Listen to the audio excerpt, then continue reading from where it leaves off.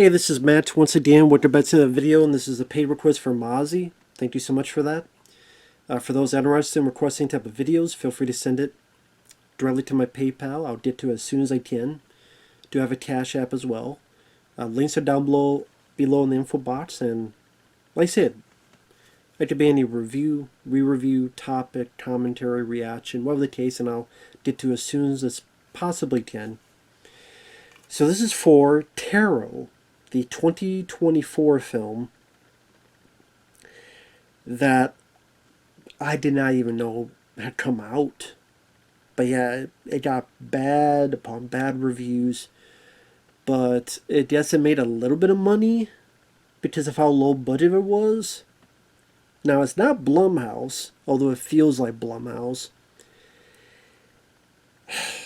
This is just a very generic, forgettable movie that reminds you of those films like Bye Bye Man, Truth or Dare. A group of friends get cursed by something, they get killed one by one, they meet someone who somehow knows about all this to get their expertise. More than likely that person's going to die, and then they gotta defeat the curse at the end. Whether you do or don't, you gotta wait to see the film. And it's PG-13. And here's the thing. There are PG-13 films I enjoy. I'll tell you one. I saw in the theater way back in the day. Darkness Falls. About the Tooth Fairy. I liked that movie. I liked that movie quite a bit. I think this film's a bit underrated. I mean, your hero, because the creature doesn't hates light, despises light. The creature's grabbing him. He lights his arm on fire and gives a "fuck you" falcon punch, boom, right across the bitch's face. The knockout punch, and fucks her day up. I'm sorry, I can't hate a movie that did that. I like the lead guy. Sadly, he passed away soon after. But did you get your arm on fire? It's like, fuck you. This movie needs stuff like that. But anyway, so I can enjoy PG-13 films. This, no. Is that the worst film I've seen? It really isn't. I've seen much worse. Because I do think the acting is fine. You have 7 college friends. You have the lead girl, Haley. You have the ex-boyfriend, Grant. You have Paxton, who... Tom Holland's buddy in Spider-Man Homecoming, Ned, that's the guy who plays Paxton. And I don't think his acting is bad. It's just that a lot of the characters do the dumbest stuff, so you dislike them because of the terrible writing, forcing them to do dumb stuff to progress the plot.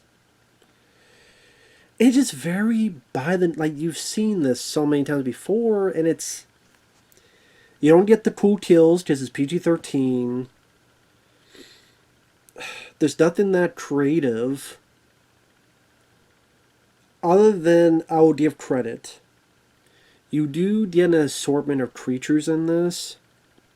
Some of them are done with CG. Some, I think, you're practical. But I think like if each creature was worked on quite a bit more and really had more to shine and make it R-rated and make the characters not as dumb, maybe you could have at least a fun time waster. So these 7 college kids, it's one of their, I forget which one, their birthday. This is the first one that gets killed. It's their birthday. They rented this place in the middle of nowhere. And it starts out a bit comedic, and they're goofing on each other, and they drink all the beers, so they're looking for booze. They go into the basement, and they find tarot cards. And it's about tarot cards that are cursed. I mean, we've had Ouija boards that are cursed, we've had dolls that are cursed. I mean, what nuts don't be cursed? My hat? My ball sack? I mean, what else is gonna be cursed? This fucking fly swatter? There'll be ghost flies coming at you because it's ghost fly swatter. What's this? Cursed headphones? Each time you put it on, your ears explode?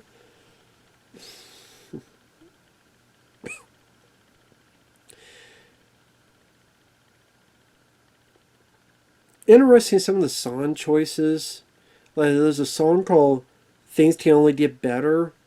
I'm like, is that what the fuck I think? And it is.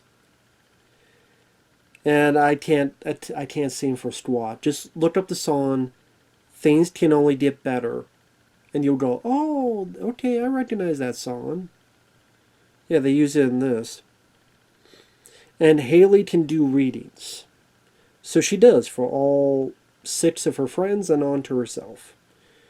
So one gets the high priestess, one gets a hanged man, one gets the fool, one gets the devil, she herself gets death.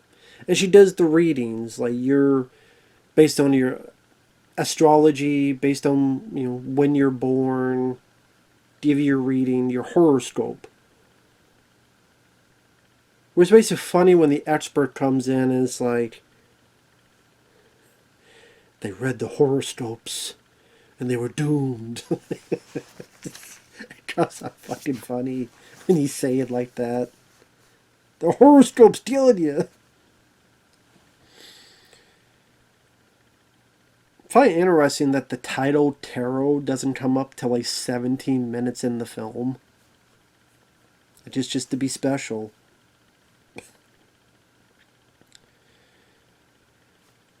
And then pretty much they get killed off one by one. Again, the fact is different creatures and not just one villain. Or it's like it's one villain but it's like different incarnations. Is kind of an interesting thing to have there. So it's not just the same killer creature over and over again. And that if you listen to the readings, they give clues to how they're going to die. So for example, the first person says, hey, your curiosity will make you go into stuff you shouldn't, but maybe you should slow down or you don't slip up. So what happens here is there's this woman, she hears banging, she goes out. I guess where she lives there's an attic and a ladder had come down. Her curiosity, she goes to look. Slip up means she's on the ladder, she gets scared and she slips on the ladder. If she had slowed down and assessed the situation, maybe she'd be alive. Or, oh, the light could lead you on the wrong track. So for a person, they did on a train track. So it may not seem much to other people, but that could be interesting. I don't mind that idea that these clues will lead to your death.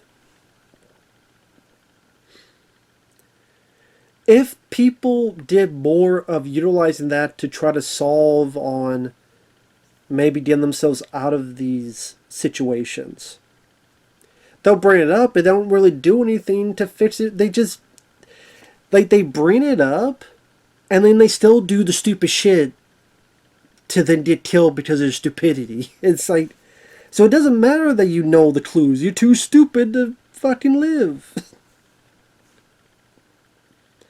And just the typical tropes.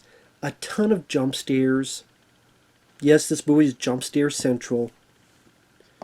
She goes up the ladder. She has the phone. When she turns, whew. When she turns over here, boo, ah. Many times someone will turn, boo, and then someone, ah. A lot of jump scares. If you love jump scares, you may like the film. To me, jump scares are just lazy. I mean, it doesn't taste stale. It's just, if I put a streamer, like you have your headphones on, and if I put one of those things that pops up to those, ah, you'd be like, oh shit. But then, okay, I scared you. Didn't take any talent. And again, the kills, you don't see much because it's PG-13. So again, the spoilers. She's looking through the attic, even though she's noticing all this creepy stuff. She's hearing noises. She's still on the ladder with her phone going. I'm like, just climb down and leave. No, she's like, I mean, nothing's stopping you from climbing down and leaving, you dumb bitch. Why are you standing there still on the ladder looking around, you dumb fuck? You deserve to die. And then you do. Does you fall and then they jam the ladder a few times? Then a guy who's chased by the hermit. A lot of jump scares. They do this thing where he's somewhere and all the lights turn off. Which, hell, that was done better in Session 9. Much better movie. And the guy runs off and he hides in this subway train and then turns, peekaboo, I see you. He gets scared and he falls into CGI land hit by a train. As much as you see in PG-13.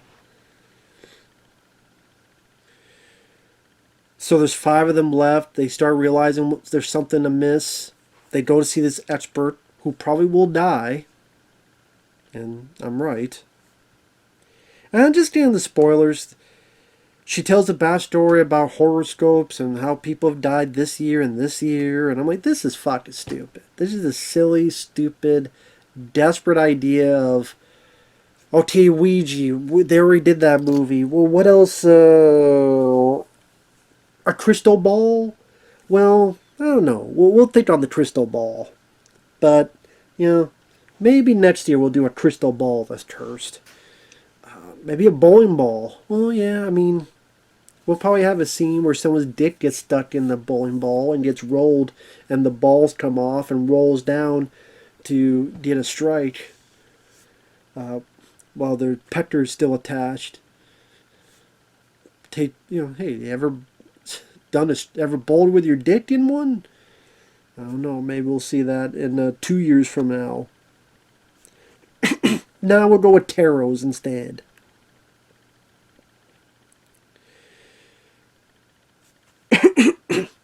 So the whole thing just comes off just dumb. They're driving back, and then their car shuts off. And now the one girl is going to be chased by the Hanged Man. That's the horoscope she got. Now they clearly tell her, oh, don't run. With your horoscope, don't run. And then literally she looks outside and something's drawn. Run. Better run. So it wants you to run. Your friends tell you not to run. So what would you do? Your friends tell you not to run. The creature tells you, go ahead and run. What would you do? Will you get out of the car, run the opposite way that you were going? I think that's what happened. She ran the opposite way, I believe. I think, which I don't know why. If it seemed like you were closer on the other side of the bridge, but you go the opposite side. It felt like she took the long way to get off the bridge. She's running, and then lo and behold, she gets hung because she's stupid. So I don't care if they're that fucking dumb. Hun pulled away, drops her, she's hung.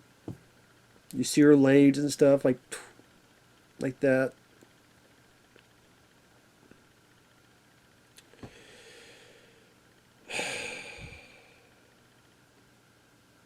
And then there were 4. So they're talking about how we need to find out what to do, maybe burn those tarot cards.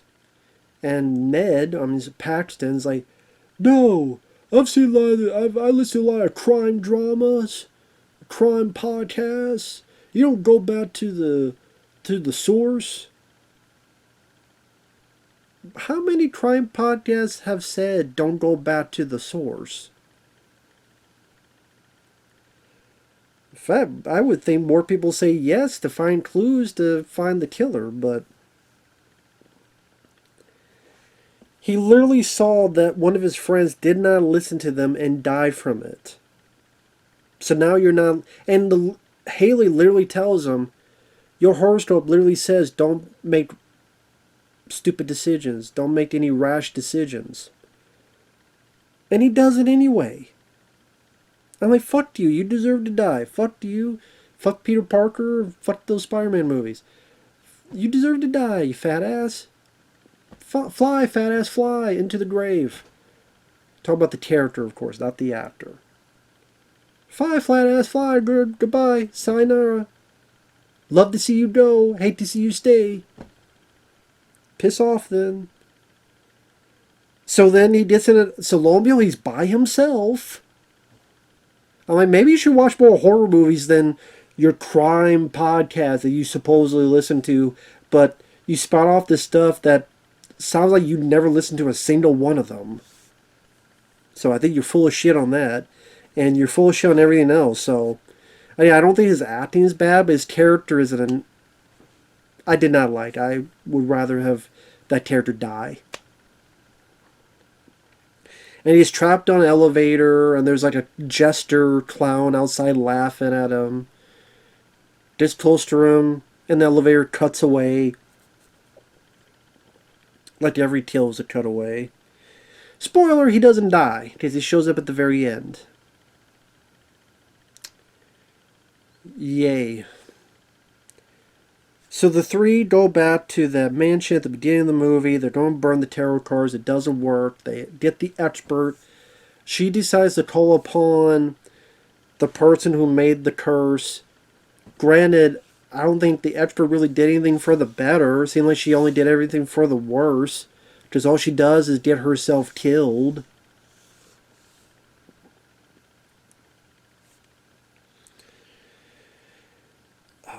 The one that's not our two leads, not Haley, not Grant, but the third one, she gets hypnotized by a magician. She tries to run off. She hides in a box. He saws her in half, and we don't see anything. Just this face goes, ugh!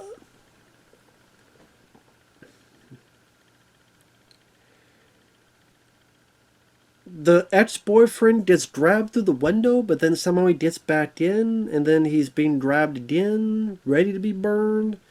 The lead girl has the idea, I'm spoiling the whole fucking thing, I don't care, to do the tarot readings. Oh, I did your reading, it's death. So then the tarot bitch dies. So she's alive, her boyfriend's alive. They walk away, a car comes by, and it's Paxton. Because apparently his roommate at the last minute opened up the door of the elevator, and somehow that made the figure disappear. How does that work? Like, really? That's all it takes?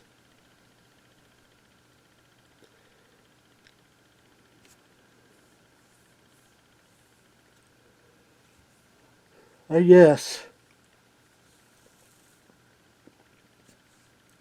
It is weird. Like, it's a horror film, but it ends on a comedic note.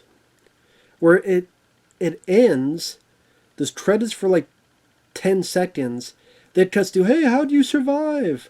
Oh, well, my roommate, it opened up the elevator, and then it shows the elevator opening up. You okay? And Patson going, yeah, I'm okay. Then cut back to the lead characters laughing. Yes, we should laugh because all my friends are dead. And that old lady who tried to help us and we pulled back into this, she's dead too. That old geezer and the friend that got sawed in half, and ain't it grand? Yeah, like you were on summer break or spring break or fall break or break your foot in your ass. It's just, and the lead girl, there's nothing. I mean, the actress is doing what she can, but it's the typical trope. She had a mom who died of cancer or something, so a tragic backstory. Her and her boyfriend's going through tough stuff, so by the end they get back together again. I am surprised this does not have a sequel bait ending or a downbeat ending. I will give credit where credit's due.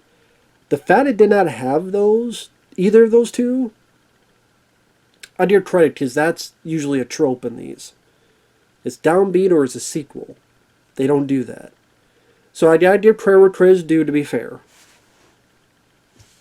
You had your story, you ended it. It was a shitty story.